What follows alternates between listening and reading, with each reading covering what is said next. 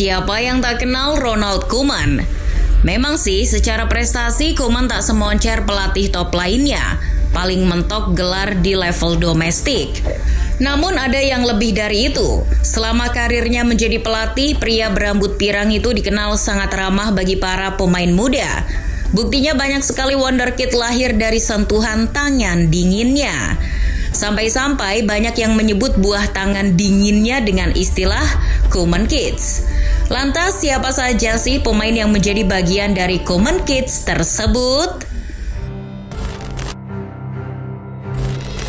Yang pertama diawali dari klub Ajax Amsterdam.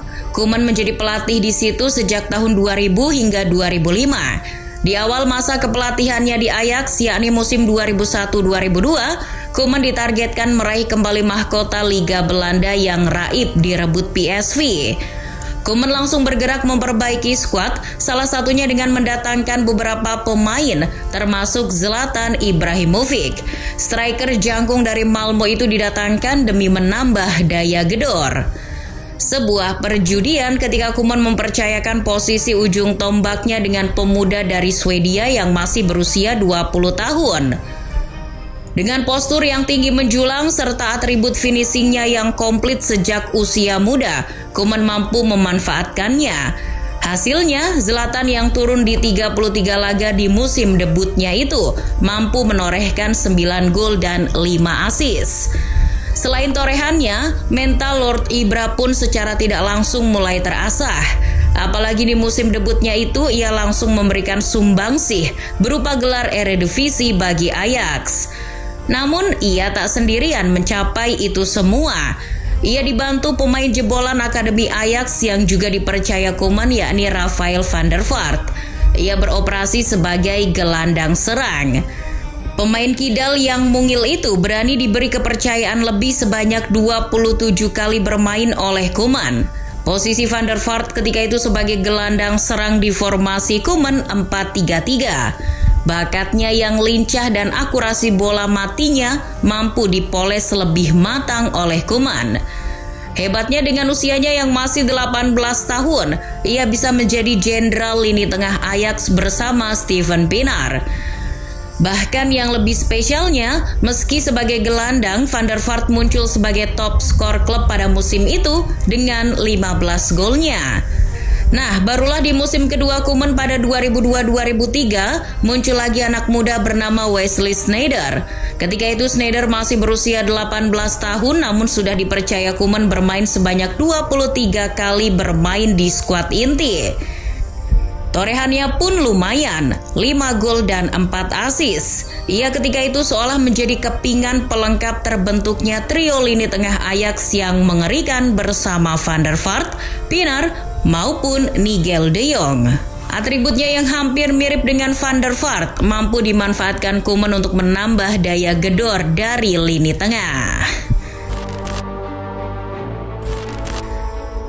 Sentuhan tangan dingin Koeman mengorbitkan pemain muda terus berlanjut. Bahkan ketika ia melancong ke La Liga bersama Valencia pada musim 2007-2008. Ia di Valencia bukan sebagai pelatih utama dari awal musim. Koeman masuk di pertengahan musim menggantikan pelatih sementara Oscar Fernandes. Dalam keterpurukan Valencia ketika transisi pelatih, Koeman malah berhasil menyulap para pemain muda seperti Juan Mata jadi aset yang menjanjikan.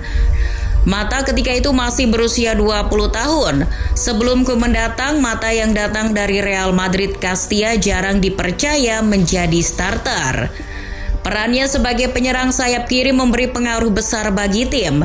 Mata mampu menjadi pilihan di tengah langkanya stok pemain mumpuni di sektor penyerang sayap Valencia ketika itu. Mata pun membayar kesempatan bermain lebih yang diberikan oleh Koeman. Selama paruh musim, ia mampu menorehkan 9 gol dan 2 assist selama 33 pertandingan. Ia menjadi bagian penting kesuksesan tak terduga Valencia musim itu. Meski hanya paruh musim, Valencia di bawah Koeman mampu diantarkan meraih mahkota Copa del Rey. Mata pun jadi aktor dari beberapa gol yang disarankan Valencia di Copa del Rey, termasuk di final kala mengalahkan Getafe. Setelah masa singkatnya di Valencia, Koeman melanjutkan sentuhannya lagi ketika sampai di Inggris dengan melatih Southampton. Musim 2014-2015, Koeman datang menggantikan Pochettino. Salah satu operasi transfernya selain membeli Graziano Pelle maupun Dusan Tadic, ia juga membeli talenta muda Senegal dari Salzburg, Sadio Mane. Torehan 23 gol Mane di Salzburg dipandang oleh Koeman sebagai bahan pertimbangan. Ia yang butuh amunisi di lini serang akhirnya mendatangkan Mane setelah Osvaldo, Ricky Lambert, dan Adam Lallana memilih hengkang. Tak perlu menunggu lama, Mane yang saat itu masih berusia 22 tahun dalam debutnya langsung jadi andalan Koeman. Ia ditemani Tadic dan Pelle sebagai 3 penyerang di depan. Mane pun mampu menorehkan 10 gol dan 5 assist dari 32 pertandingan. Yang lebih bermakna bagi Mane adalah ketika ia dipoles lebih matang di segala lini penyerangan, baik di sebelah kiri, kanan, second striker maupun striker. Hal itulah yang menjadikan Mane kuat di berbagai posisi hingga sekarang. Tak hanya Mane, Koeman Kids lahir lagi pada musim kedua Koeman 2015-2016. Kali ini adalah tembok pertahanan dari Belanda bernama Virgil van Dijk. Talenta Van Dijk yang masih berusia 24 tahun itu mulai diendus Koeman dari Celtic. Atributnya yang ideal sebagai seorang bek tengah membuat Koeman menaruh hati padanya. Harganya pun tak mahal, hanya 13 juta pounds. Terlebih di Sutton ketika itu banyak pilar bek yang hengkang macam Alderweireld maupun Dejan Lovren. Van Dijk pun langsung diplot jadi pemain inti dalam musim debutnya. Sesama Belanda dan sesama bek, tak butuh waktu lama bagi Koeman untuk menyulap Van Dijk jadi bek terbaik di masa depan. Total 38 kali ia menggalang kokohnya pertahanan Sutton di musim debutnya. Bersama Mane yang menjadi top skor klub waktu itu, mereka mampu membawa klub sekelas Sutton mentas di Europa League. Setelah hijrah dari Inggris, Koeman sempat menahkodai mantan klubnya Barcelona, walaupun pemanggilannya secara paksa, karena kala itu Koeman tengah menjadi pelatih timnas Belanda. Di klub sebesar Barca yang dihuni pemain hebat, ia juga tak lupa bereksperimen mencetak daun muda. Koeman Kids pun lahir kembali di Barca. Ia jeli melihat peluang untuk segera mengintegrasikan para pemain muda ke skuad inti. Sebab banyak pemain senior Barca yang kerap inkonsisten. Inilah cara Koeman merefresh squad, termasuk dalam segi transfer dengan membeli seorang bocah 17 tahun dari Las Palmas, Pedri. Maklum Barca ketika itu kehilangan Rakitic, Arthur, dan Vidal di lini tengah. Koeman tentu melihat torehan 4 gol dan 7 assist Pedri di Las Palmas sebelum membelinya. Tak hanya itu, pergerakannya yang eksplosif serta serba bisa di segala posisi di lini tengah membuat Koeman mempercayainya bakal jadi gelandang masa depan Barca. Seiring menit bermain yang diberikan Koeman kepada bocah itu, Pedri pun menjelma jenderal lini tengah Blaugrana. Selain Pedri, ia juga mengendus banyak bakat La Masia yang masih berusia belasan tahun macam Gavi maupun Araujo.